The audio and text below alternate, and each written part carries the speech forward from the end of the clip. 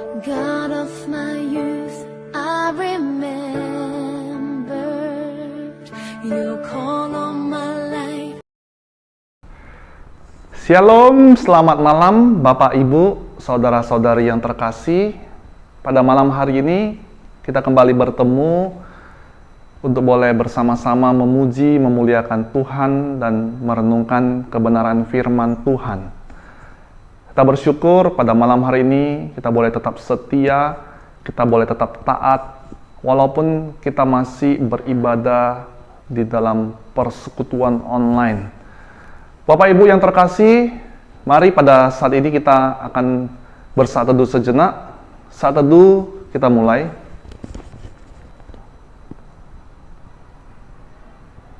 Kita bersatu di dalam doa. Bapa dalam surga, kami bersyukur kepada Tuhan pada malam hari ini, walaupun masih dalam keadaan online kami bersekutu, biarlah hati kami, pikiran kami boleh selalu memuji, memuliakan nama Tuhan. Bapa dalam surga, pimpinlah persekutuan online kami ini Tuhan. Setiap jemaat-Mu yang ikut bersama menaikkan pujian dan menaikkan doa, biarlah hati kami boleh dipenuhi dengan sukacita yang dari Tuhan. Kami boleh selalu taat, kami boleh selalu setia untuk boleh bersekutu dengan-Mu ya Tuhan. Berkatilah Tuhan persekutuan kami ini, biarlah boleh senantiasa menyenangkan hati Tuhan. Pada dalam surga ini doa kami kepada Tuhan. Dalam nama Yesus kami berdoa dan mengucap syukur. Amin. Bapak Ibu, sebelum kita menaikkan doa kita dan merenungkan firman Tuhan, kita akan menaikkan lagu pujian kita kepada Tuhan bersama-sama. Mari kita memuji, memuliakan nama Tuhan kita yang hidup.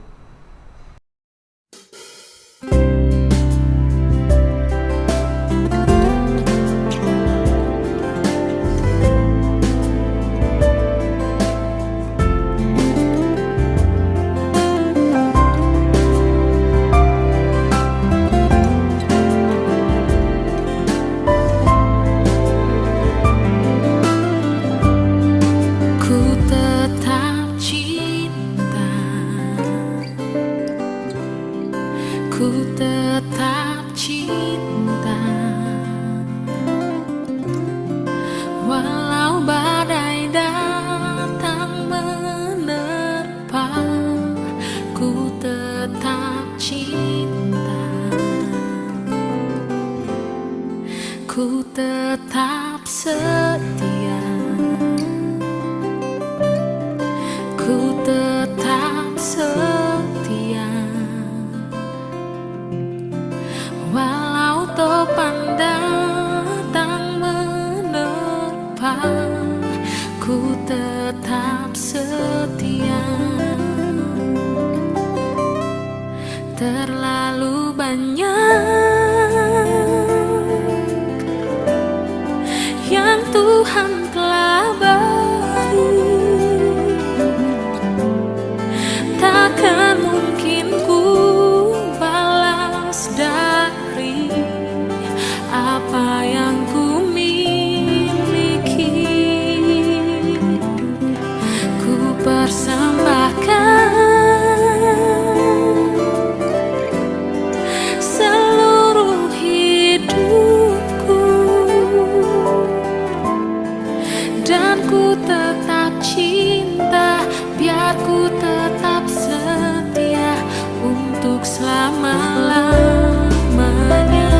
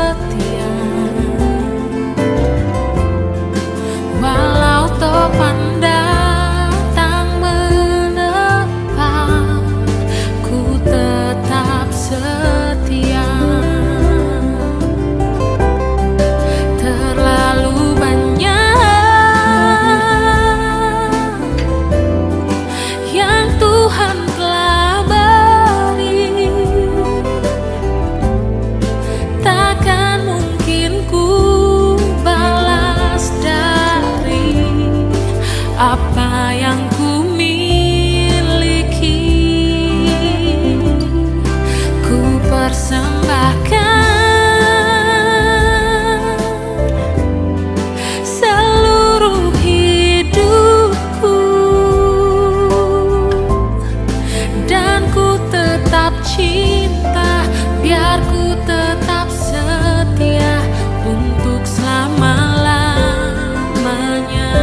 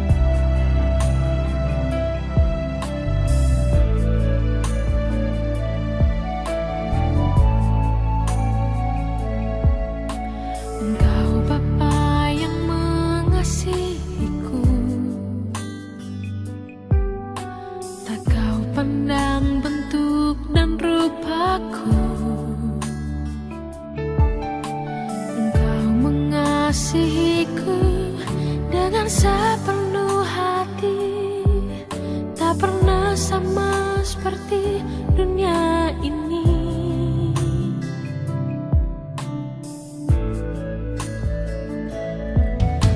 Engkau Bapa yang mengajariku melewati badai langit biru. Kau yang buatku terbang bagaikan raja wali, mengatasi segala pencobaan. Kau Bapa-Ku yang baik, mengerti bahasa tetesan air mata, tak Kau biarkan ku berjalan sendirian, sebab Kau Bapa-Ku yang baik. Kau Bapa-Ku yang baik, mengerti bahasa tetesan air mata, tak Kau biarkan ku berjalan sendirian, sebab Kau Bapa-Ku yang baik. Engkau sungguh baik.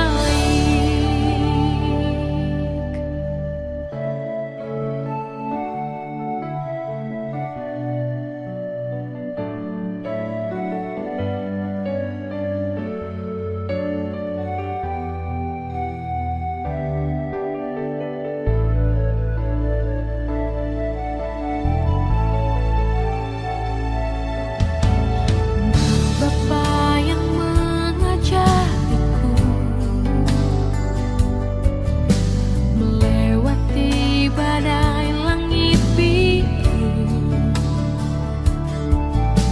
Kau yang buatku terbang bagaikan raja wali, mengatasi segala pencobaan. Kau Bapa-Ku yang baik,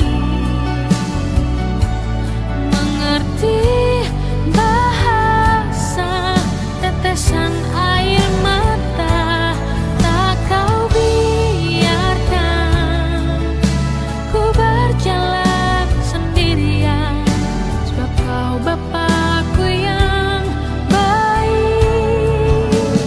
Kau Bapa-Ku yang baik, mengerti bahasa tetesan air mata, tak Kau biarkan ku berjalan sendirian, sebab Kau Bapa-Ku yang baik. Engkau sungguh baik. Kau Bapa-Ku yang baik, mengerti bahasa tetesan air mata, tak Kau biarkan ku berjalan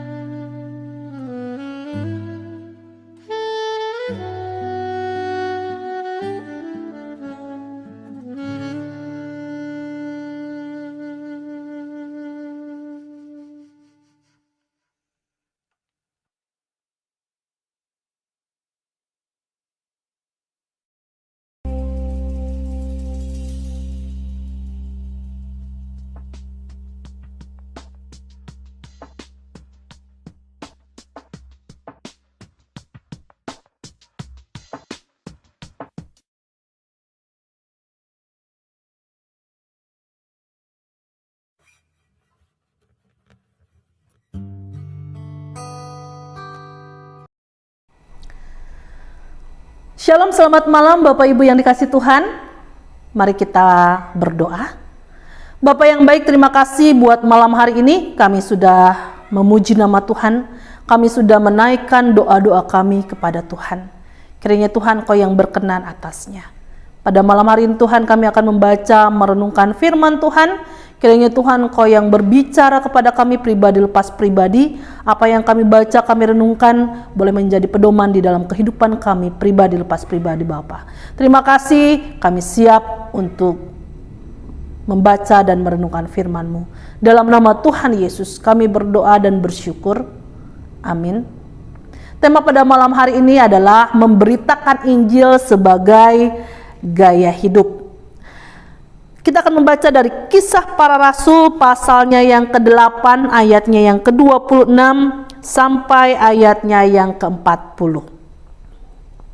LAI memberi judul Sida-sida dari Tanah Ethiopia. Kemudian berkatalah seorang malaikat Tuhan kepada Filipus, katanya, bangunlah dan berangkatlah ke sebelah selatan, menuju jalan yang turun dari Yerusalem ke Gaza. Jalan itu jalan yang sunyi.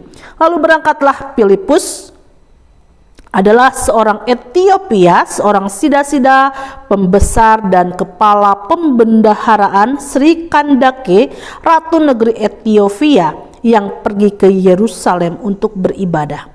Sekarang orang itu sedang dalam perjalanan pulang dan duduk dalam keretanya sambil membaca kitab Nabi Yesaya.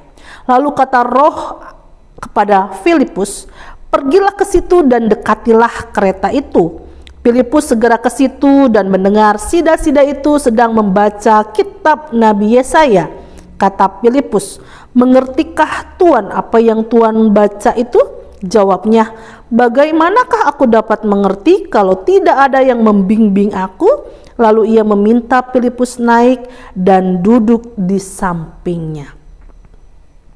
Nas yang dibacanya itu berbunyi seperti berikut. Seperti seekor domba ia dibawa ke pembantaian, dan seperti anak domba yang keluh di depan orang yang menggunting bulunya, demikianlah ia tidak membuka mulutnya. Dalam kehinaannya berlangsunglah hukumannya. Siapakah yang akan menceritakan asal-usulnya? Sebab nyawanya diambil dari bumi. Maka kata sida-sida itu kepada Filipus, aku bertanya kepadamu, tentang siapakah Nabi berkata demikian? Tentang dirinya sendiri atau tentang orang lain? Maka mulailah Filipus berbicara dan bertolak. Dari nas itu ia memberitakan Injil Yesus kepadanya.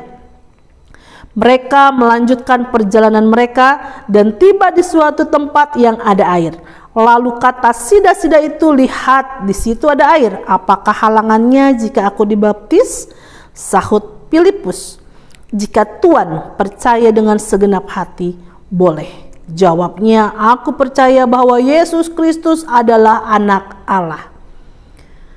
Lalu orang Ethiopia itu menyuruh menghentikan kereta itu dan keduanya turun ke dalam air, baik Filipus maupun sida-sida itu, dan Filipus membaptis dia. Dan setelah mereka keluar dari air, Roh Tuhan tiba-tiba melarikan Filipus, dan sida-sida itu tidak melihatnya lagi. Ia meneruskan perjalanannya dengan sukacita. Tetapi ternyata Filipus ada di Asdod. Ia berjalan melalui daerah itu dan memberitakan Injil di semua kota sampai ia tiba di Kaisarea. Bapak Ibu yang terkasih, pada malam hari ini kita belajar tentang kehidupan murid-murid Tuhan Yesus ya. Di sini Filipus memberikan sebuah teladan yang baik, di mana Filipus ketika dia percaya kepada Yesus Juru Selamat, kepada Yesus Tuhan yang Sang Mesias, anak Allah yang dijanjikan, maka hatinya sudah dipenuhi dengan kasih. Hatinya sudah dipenuhi dengan kerinduan untuk memberitakan Injil, memberitakan Injil Yesus Kristus. Kalau kita melihat di dalam kehidupannya dia memberikan dirinya dipimpin oleh Tuhan sendiri. Kalau kita melihat di dalam Kisah Para Rasul pasal 8 ini, di ayatnya yang keempat, satu perikop sampai ayatnya yang ke-25, di sana digambarkan tentang bagaimana Filipus melayani, memberitakan Injil di Samaria, dan di sana terjadilah pertobatan. Nah, setelah itu Tuhan menyuruh kembali Filipus untuk melayani seorang sida-sida dari Ethiopia. Kalau kita lihat baik Samaria, baik Ethiopia, dua bangsa ini adalah bangsa yang belum mengenal Allah, dan Allah memakai Filipus supaya Injil diberitakan di Ethiopia, di Samaria. Dan begitu banyak orang yang akhirnya boleh mendengar tentang Injil Kerajaan Allah. Kalau kita melihat bahwa tugas dan tanggung jawab sebagai anak-anak Tuhan, sebagai murid-murid Kristus adalah memberitakan Injil, bersaksi. Kalau kita lihat di dalam Matius pasalnya yang ke-28 ayatnya yang ke-19, karena itu pergilah, jadikanlah semua bangsa muridku dan baptislah mereka dalam nama Bapa dan Anak dan Roh Kudus, dan ajarlah mereka melakukan segala sesuatu yang telah kuperintahkan kepadamu, dan ketahuilah aku menyertai kamu senantiasa sampai kepada akhir zaman. Inilah yang diamini oleh Filipus. Dia berpegang bahwa dia harus pergi menjadikan semua bangsa menjadi murid Kristus. Bukan hanya orang-orang Israel saja yang sudah dipilih Allah, tetapi bangsa-bangsa di luar bangsa Israel, mereka juga membutuhkan keselamatan yang daripada Tuhan. Itulah tugas tanggung jawab yang Tuhan berikan kepada kita, bukan hanya kepada murid-muridnya yang terdahulu yang dicatat di dalam Alkitab, tetapi kita sebagai murid-murid Tuhan, kita pun mempunyai tugas dan tanggung jawab yang sama. Bukan hanya kepada pendeta saja, guru Injil saja, majelis saja, tetapi kita semua yang tercakup di dalam murid-murid Tuhan. Kita mempunyai tugas tanggung jawab yang sama. Dan inilah yang dilakukan oleh Filipus sebagai murid Tuhan yang setia. Dia tunduk kepada setiap tuntunan perintah yang dari Allah. Kalau kita lihat, Filipus diperintahkan untuk apa? Untuk berangkat ke sebelah selatan menurut jalan yang turun dari Yerusalem ke Gaza, sebuah jalan yang sunyi. Kalau kita perhatikan, Filipus adalah seorang yang luar biasa, tetapi Tuhan menuntun dia ke jalan yang sunyi, yang tidak banyak orangnya. Biasanya orang memberitakan Injil mungkin di tempat-tempat yang ramai, sehingga begitu banyak orang yang bisa bertobat. Tetapi Tuhan tahu ada seorang pribadi yang hatinya sudah siap untuk menerima Tuhan Yesus. Di sini digambarkan bahwa ada seorang Ethiopia, dia adalah sida-sida, dia adalah kepala pembendaharaan dari Ratu Ethiopia. Dia adalah seorang yang bukan orang Israel, tetapi dia mempunyai kerinduan untuk mengenal Allah kita, Allah Yahweh. Dan dia sengaja pergi ke Yerusalem untuk beribadah. Ini satu hal yang luar biasa. Dia punya kerinduan, meskipun dia sebagai sida-sida, ketika dia beribadah ke bait Allah, dia tidak bisa beribadah di dalam bait Allah. Menurut peraturan bahwa dia hanya bisa beribadah di pelataran bait Allah karena kondisi dia.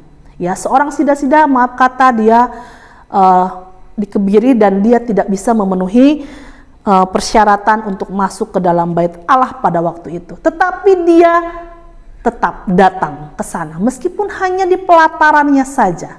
Dia ingin berjumpa dengan Allah. Dia ingin tetap beribadah meskipun banyak halangan secara fisik, secara lahiriah. Dia mempunyai keterbatasan tertentu, tetapi hatinya sudah dipenuhi sudah dijamah oleh Tuhan untuk siap menerima Yesus Kristus sebagai Tuhan dan Juru Selamat.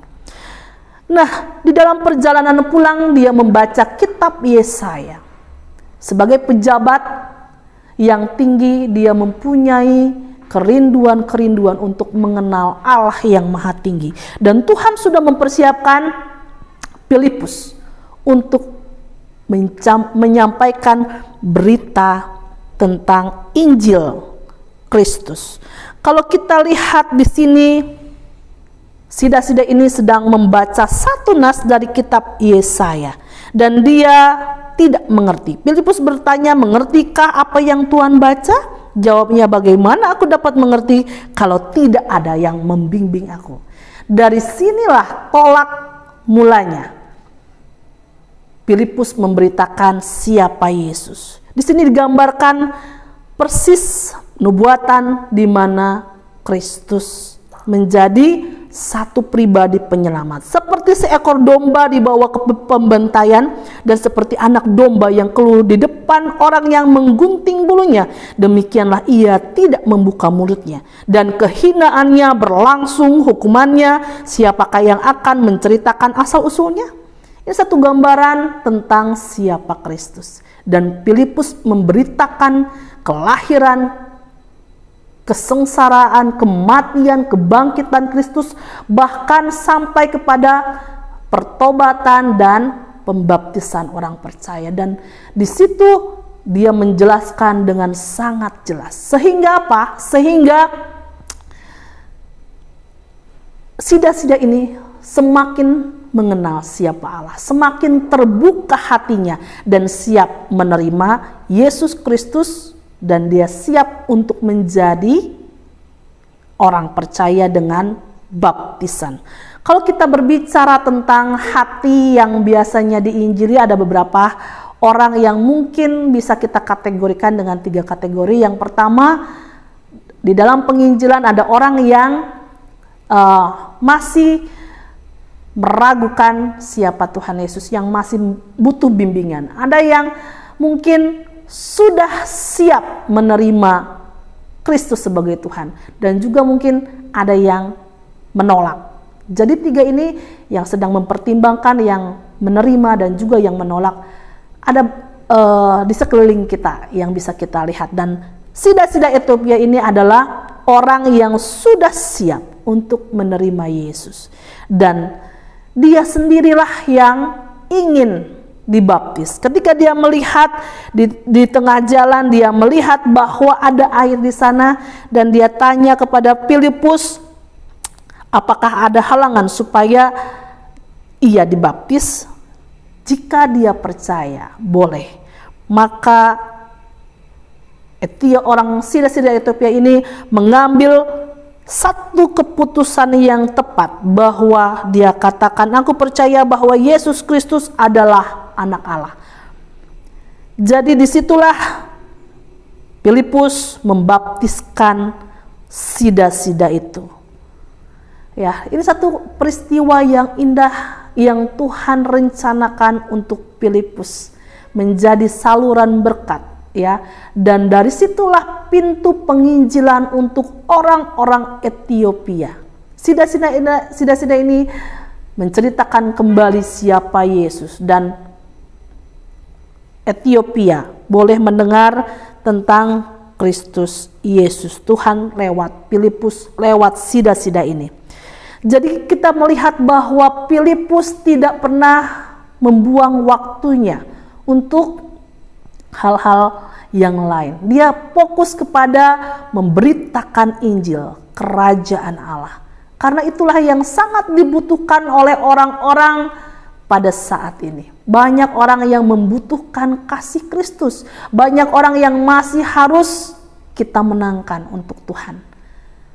Karena jiwa di mata Tuhan sangat berarti. Meskipun itu satu jiwa, tetapi ketika satu orang bertobat, maka seluruh malaikat di surga bersuka cita karena satu orang yang diselamatkan.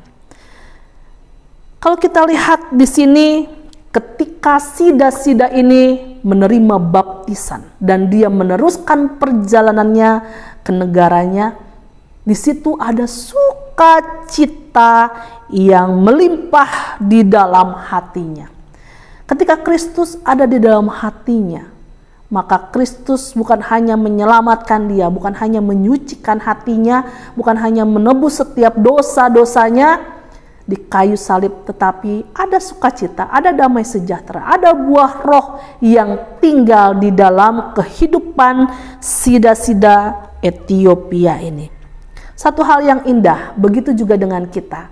Kita bisa memberikan waktu kita untuk menginjili, untuk memberitakan Injil Kerajaan Allah kepada orang-orang di sekitar kita. Mungkin itu kepada keluarga kita yang dekat, mungkin kita bisa bercerita kepada teman kita yang dekat yang belum percaya kepada Kristus, tetangga kita, teman rekan kerja kita, ataupun siapa saja yang Tuhan izinkan untuk kita layani.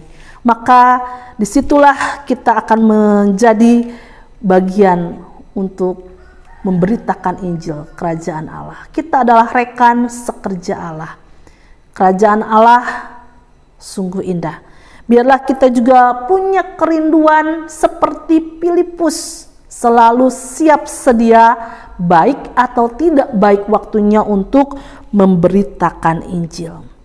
Kalau kita lihat, Filipus mempunyai kehidupan yang luar biasa. Fokus dia ketika dia menjadi murid Kristus adalah hidup memberitakan Injil. Jadi memberitakan Injil menjadi gaya hidup murid-murid Tuhan.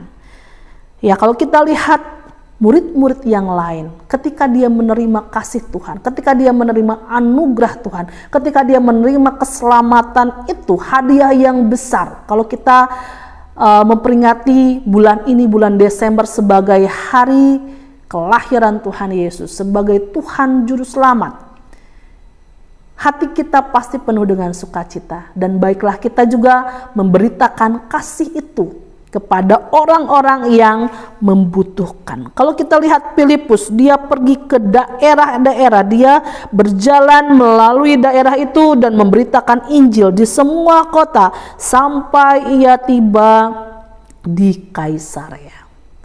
Bapak Ibu yang dikasihi Tuhan, bagaimana dengan kita? Apakah kita sudah mempunyai gaya hidup untuk memberitakan Injil atau belum? Ya.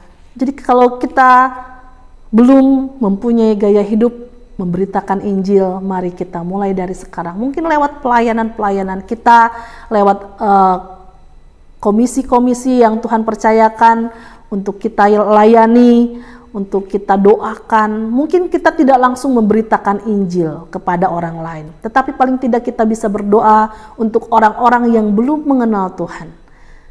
Kalaupun ada orang yang bisa kita bawa ke gereja, kita serahkan kepada pendeta ataupun guru Injil yang bisa melayani, itu juga sesuatu yang baik. Ya, jadi ada banyak hal yang bisa kita kerjakan untuk Tuhan, karena masih banyak orang-orang di sekitar kita yang membutuhkan keselamatan. Amin. Kiranya firman Tuhan boleh menolong kita menjadi murid-murid yang mempunyai gaya hidup menginjili. Mari kita berdoa. Bapa yang baik, terima kasih untuk firman Tuhan pada malam hari ini. Kami belajar dari Filipus, murid Tuhan yang mempunyai kerinduan untuk melayani Tuhan, memberitakan Injil Tuhan. Biarlah kami juga sebagai murid-murid Kristus, kami juga mempunyai kerinduan untuk terus memberitakan Injil kepada orang-orang yang ada di sekitar kami, Bapa. Biarlah Tuhan memberikan kami hikmat yang daripada Tuhan, memberikan kami keberanian, memberikan kami semangat di dalam melayani Tuhan, sehingga banyak orang yang ada di sekitar kami boleh menangkan untuk Tuhan. Terima kasih Bapa di dalam surga, karena kebaikan Tuhan sudah menyelamatkan kami lebih dahulu. Biarlah kami juga boleh menjadi saluran berkat bagi orang lain di sekitar kami. Terima kasih Bapa, di dalam nama Tuhan Yesus kami berdoa dan kami bersyukur. Amin. Mari kita menutup ibadah kita pada malam hari ini dengan doa Bapa kami. Bapa kami yang di surga, dikuduskanlah namamu, datanglah kerajaanmu, jadilah kehendakmu di bumi seperti di surga. Berikanlah kami pada malam hari ini, makanan kami yang secukupnya, dan ampunilah dosa kami, seperti kami juga mengampuni orang yang bersalah kepada kami. Dan janganlah membawa kami ke dalam pencobaan, tetapi lepaskanlah kami daripada yang jahat, karena Engkaulah yang punya kerajaan dan kemuliaan, kuasa dan kemuliaan sampai selama-lamanya. Amin. Bapa, terima kasih. Bapa, terima kasih. Bapa, terima kasih. Bapa di dalam surga, ku berterima kasih. Amin.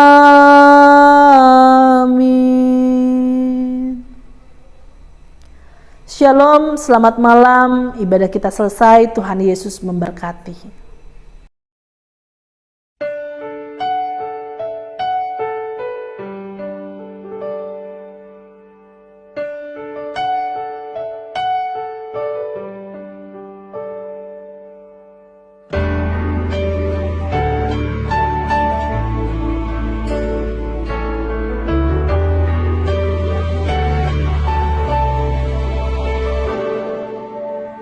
God of my youth, I remembered your call on my life took me on. Your love has seen me through all my days. I stand here by your grace. On this altar I've written my life.